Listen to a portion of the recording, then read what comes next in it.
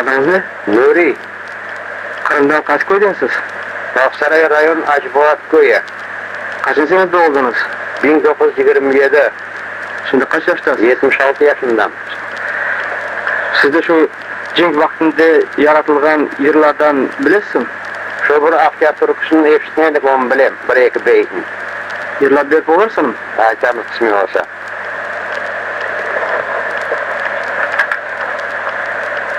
Akyar'da yanadan, Akyar'da yanay. Ayedin dostlar bakayıp, ene de bizlerge yaşavda yoktur. Aydın'da dostlar kaçayıp, ene de bizlerge yaşavı yoktur.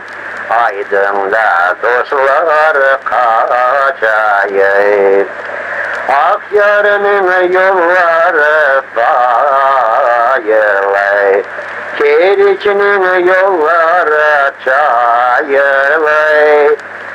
Bir elim yok, bir ayağım, ölsem de bundan hayırlay.